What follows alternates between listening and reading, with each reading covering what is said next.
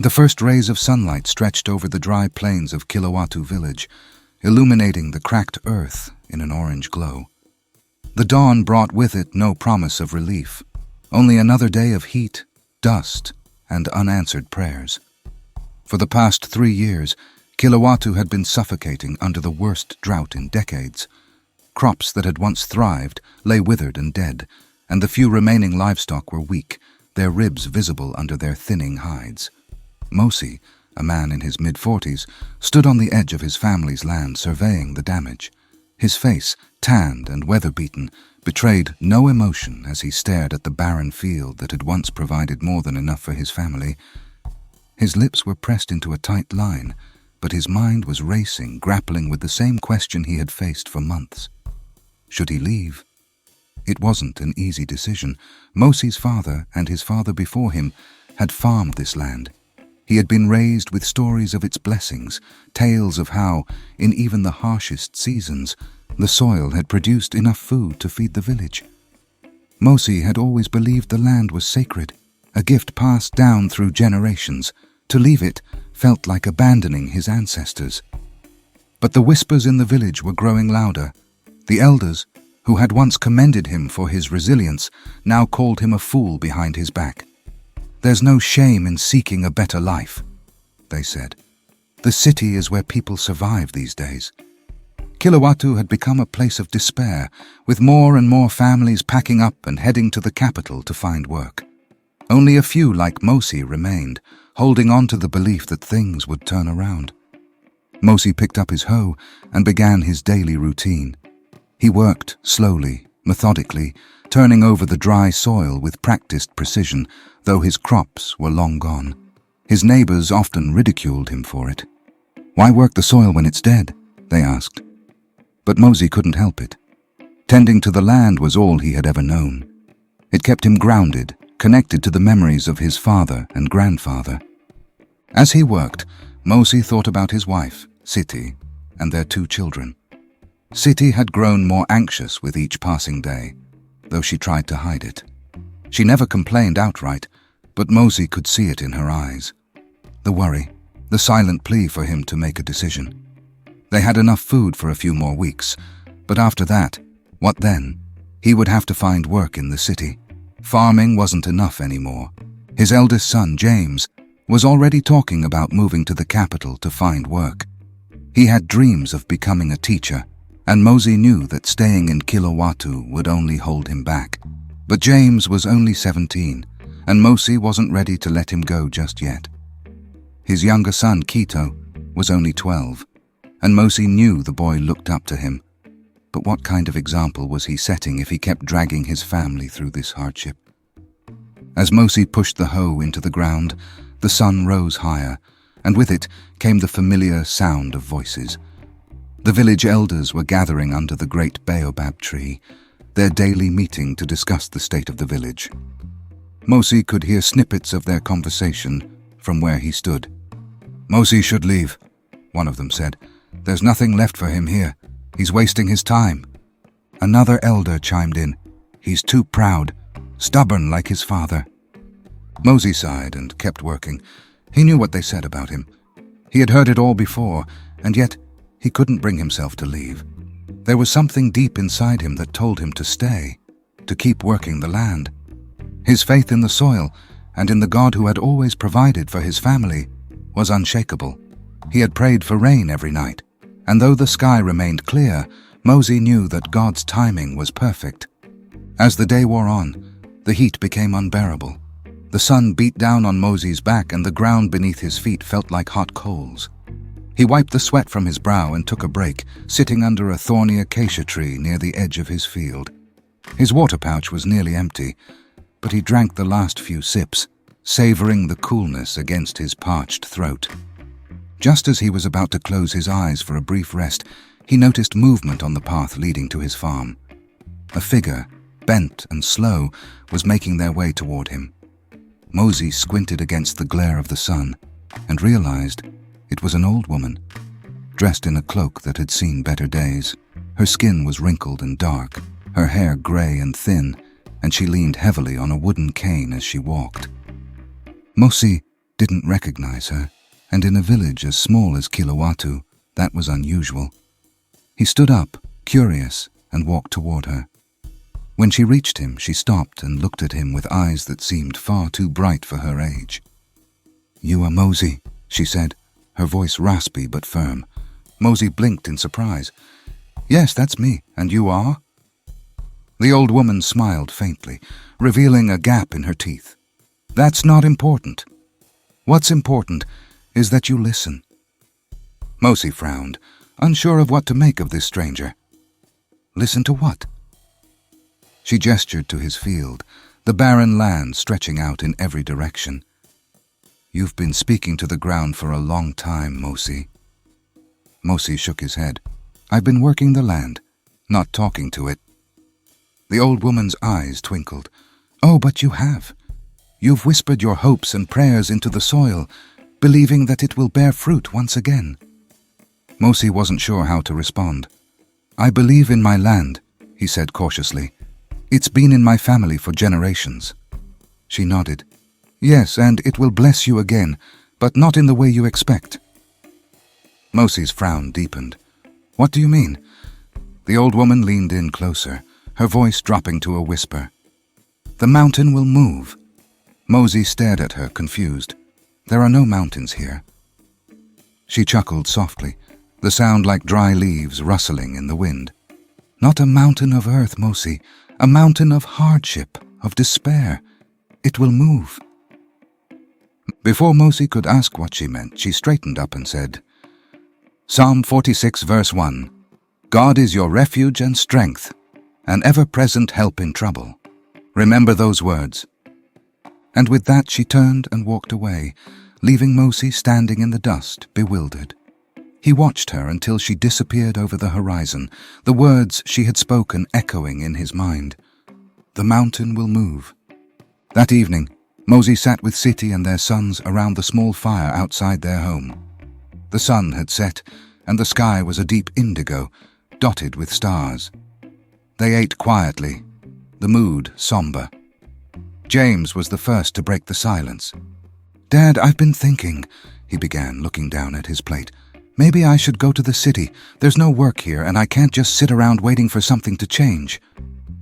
Mosey looked at his eldest son, his heart heavy. He knew James was right. The drought had taken everything from them, and there was no telling when or if the rains would return.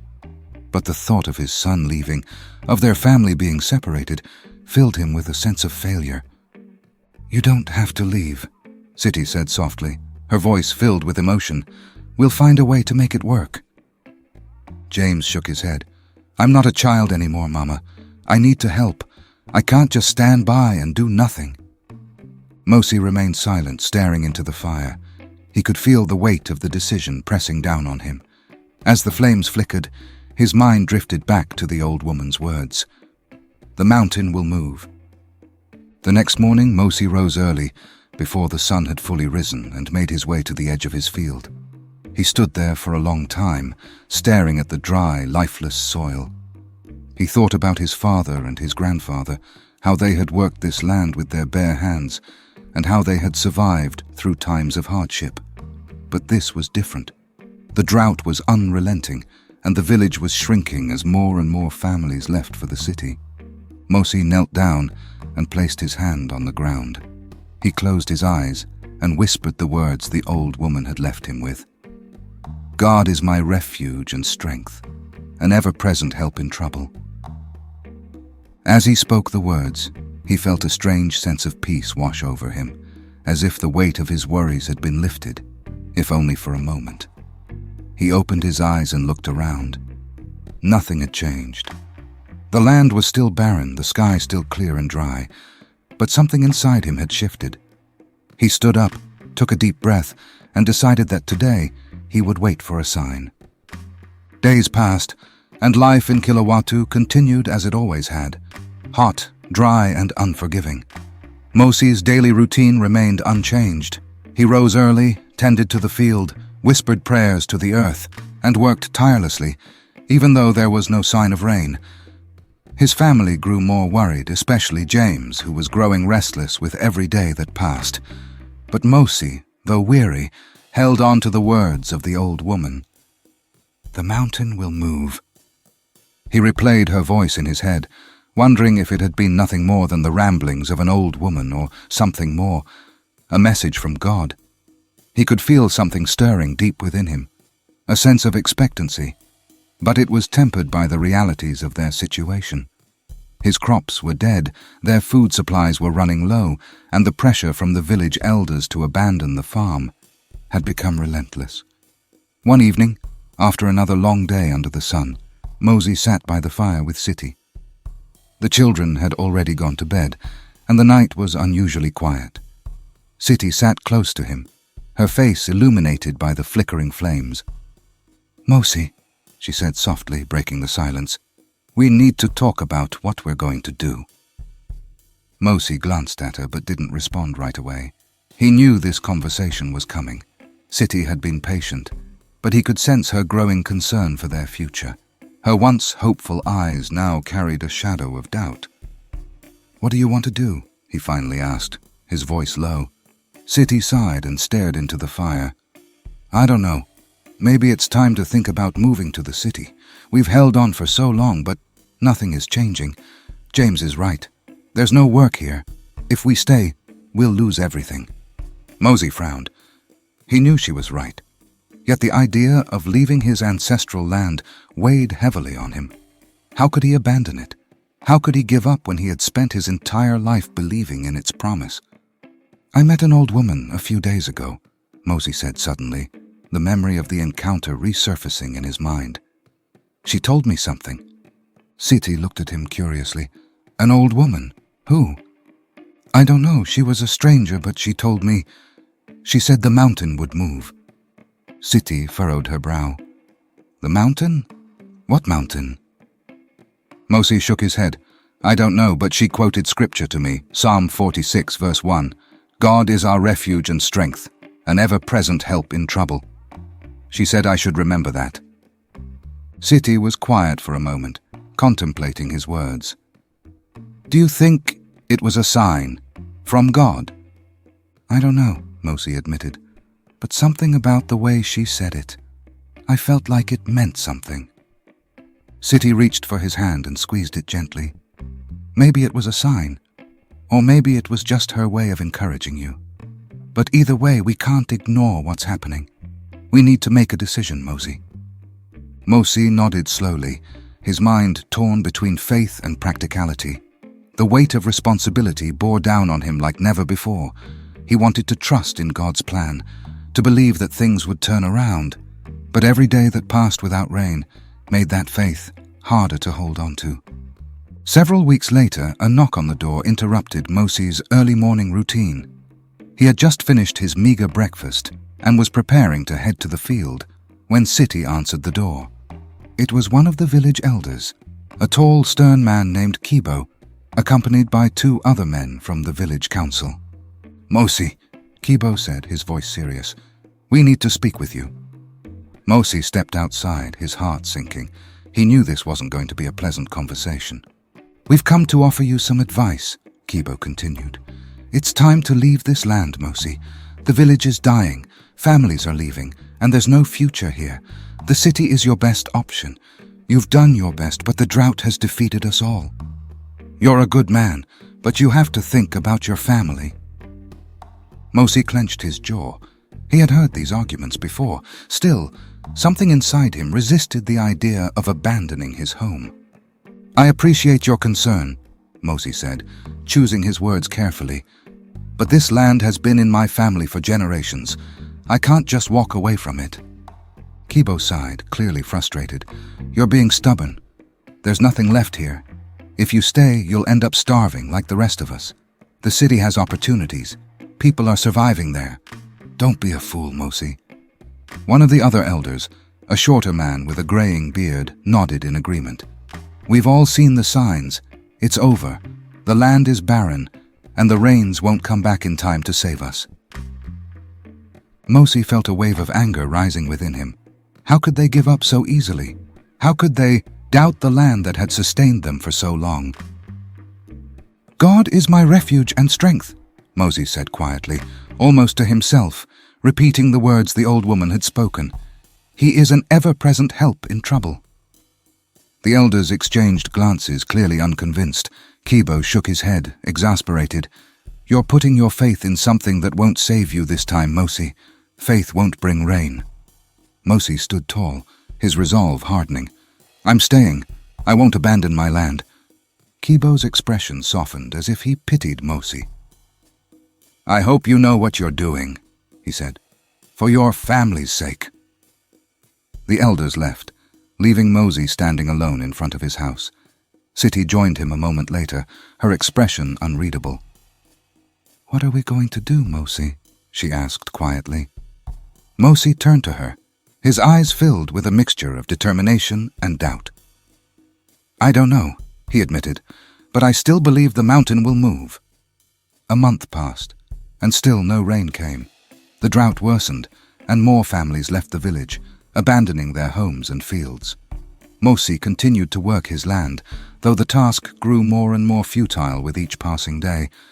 James had grown impatient, begging his father to let him go to the city to find work. Mosi knew the time was coming when he would have to make a decision, but still, he held on to the belief that something would change. And then, one day it did. Mosi was in the middle of his field when he noticed a group of men approaching from the distance. They weren't from Kilowatu. Their clothes were too fine, their walk too confident. As they drew closer, Mosi could see that they were carrying tools and equipment that were unfamiliar to him. One of the men, a tall man with sharp features and an air of authority, stepped forward. "Are you Mosi?" he asked. Mosi nodded, wary. "Yes, I am." The man smiled. "We've been looking for you. I'm Mr. Okoth, and I represent a company that's been surveying the land around Kilowatu. We believe there's something of great value here." Mosi frowned. "Value? What do you mean?" Mr. Okoth gestured to the ground beneath their feet. "We believe there are mineral deposits under your land, rich deposits that could change your life and the lives of everyone in this village." Mosi stared at him, stunned. "Minerals? Here?" Mr. Okoth nodded. "We've done our research and the surveys are promising. If you're willing to sell or lease your land, we could begin excavation immediately. You and your family would be compensated handsomely." Mosi's mind was spinning. Minerals. He had spent years praying for rain, for his crops to grow again, and now, out of nowhere, a different kind of blessing had appeared. Could this be the mountain that was meant to move? "I need time to think," Mosi said, still in shock. "Of course," Mr. Okoth said, handing him a business card, "but don't take too long. Opportunities like this don't come often." That night, Mosi sat with Siti by the fire, the weight of the day's events heavy on his shoulders. "Minerals," he said, almost to himself. "Who would have thought?" Siti shook her head, still processing the news. "I don't know, Mosi. It sounds too good to be true. I've been praying for so long, asking God for rain, for the land to produce again. Maybe this is the answer to my prayers," Mosi said, his voice filled with wonder. Siti looked at him, her eyes filled with a mixture of hope and caution. "Do you really believe this is what God intended? That the blessing wasn't rain, but something else?" Mosi thought back to the old woman's words. The mountain will move. He had always assumed it would be the drought that ended, that the rains would come and his crops would grow again. But maybe the mountain was something else entirely.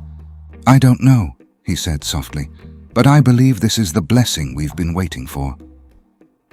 In the weeks that followed, Mosi made the decision to lease part of his land to Mr. Okoth's company. The excavation began, and soon enough the mineral deposits they had promised were uncovered. The excavation began, and soon enough the mineral deposits they had promised were uncovered. The village buzzed with excitement as word spread of the wealth that lay beneath Mosi's land. What had once been dismissed as barren soil now held the potential to change the lives of not just Mosi's family, but the entire community. Men from neighboring villages began arriving, eager for work, and Kilowatu, which had been on the verge of collapse, was suddenly a hive of activity. The noise of machinery filled the air, and trucks rumbled through the dusty streets, carrying out the precious minerals that had been hidden for so long. Mosey watched in amazement as everything unfolded before his eyes. He had spent years praying for rain, believing that only crops could save him and his family, but God had answered his prayers in a way he had never imagined. The land he had clung to for so long, the same land the elders had urged him to abandon, was now producing a different kind of harvest. The village elders, who had once mocked him, now approached Mosey with newfound respect. Kibo, who had been the loudest in urging him to leave, was the first to come to his home. "Mosey," Kibo said one afternoon, standing outside Mosey's house with a sheepish look on his face, "I owe you an apology." Mosey smiled kindly. "No need for apologies, Kibo. We were all just trying to survive." Kibo nodded, looking down at the ground. "Still, I doubted you. I thought you were foolish for holding on, but you proved me wrong. I don't know how you knew." "I didn't know," Mosey interrupted. "I just believed. I prayed and trusted that God would provide, even when it seemed impossible." Kibo looked up, his eyes filled with admiration. "Well, your faith has saved us all. The village is alive again because of you." Mosey shook his head humbly. "Not because of me, because of God. I was just too stubborn to give up." As the months passed, the excavation continued, and Mosey's family was no longer struggling to survive. The compensation from the company allowed them to repair their home, and James no longer talked of leaving for the city. In fact, the village began to prosper in ways no one could have foreseen. The mineral wealth brought infrastructure, new businesses, and even schools. The once desolate roads of Kilowatu bustled with life, and people who had once fled began to return.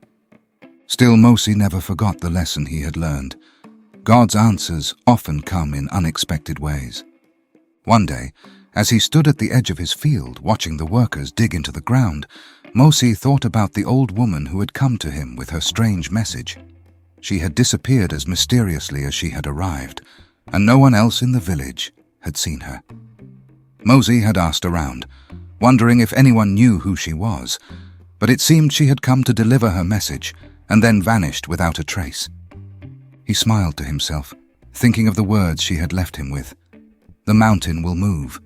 He had been so focused on the drought, on the lack of rain, that he hadn't even considered that his mountain might be something else entirely. God had provided, but in his own way, in his own time. Later that evening, as Mosey sat with Siti and the children, he looked around the table feeling a deep sense of gratitude. They were no longer worried about their next meal or the future of their family. The fear and uncertainty that had once gripped them had been replaced by peace and hope. Siti, noticing the look on his face, smiled. "You're thinking about the old woman again, aren't you?" Mosey chuckled. "I am. I wonder where she is now, or if I'll ever see her again." "Maybe she was an angel," James said, only half joking. "Sent to deliver a message." Mosey shrugged. "Perhaps. I don't know what she was, but her words gave me strength when I needed it most." Kito, the youngest, looked up at his father with wide eyes. "What was it she said again, Daddy?" Mosey leaned back in his chair, his voice soft but firm as he quoted the words that had sustained him through the hardest times. Psalm 46, verse 1. "God is our refuge and strength, an ever-present help in trouble." The family sat in silence for a moment, letting the weight of the words sink in. They had faced trouble, and God had been their refuge, just as the psalm had promised. As the years passed, Kilowatu transformed into a thriving community, and Mosey's story became one of legend. People from nearby villages, and even from the city, would come to hear the tale of the farmer who refused to give up, of the man who held on to his faith when everyone around him had lost hope. Mosey never grew tired of telling the story, but he always made sure to emphasize that it wasn't his perseverance that had saved them, it was God's provision. The mountain that had stood in his way, whether it was the drought, the fear of losing his family, or the pressure to abandon his home, had indeed moved, but it had moved in God's timing, not his own. One evening, Many years after the excavation had ended and the village had become a symbol of resilience and faith, Mosi sat on his porch, watching the sunset. The land around him, once dry and barren, was now fertile and green. Though he no longer farmed it, the sight of the thriving fields brought him peace. As he sat there, he thought again of the old woman. He still hadn't seen her again, but her words had stayed with him all these years. He wondered if she had been sent to him in that moment of doubt to remind him of God's presence. Perhaps she had been an angel, or perhaps she was simply a messenger, someone who had appeared at the right time to deliver a message of hope. Either way, Mosi was grateful. He had learned that faith isn't about knowing exactly how or when things will change. It's about trusting that they will change in ways we can't predict or understand. As the last light of the day faded into the horizon, Mosi whispered the psalm that had carried him through so much. God is our refuge and strength, an ever-present help in trouble. And for the first time in many years, Mosi felt the mountain in his heart move once again, not because of anything he had done, but because of the God who had been with him all along. The end. We hope you have enjoyed this story and have been inspired by it. If you have not yet subscribed to our channel, please do. Also, please like and share with others. It will encourage us to continue to make content like this available to you. Thank you.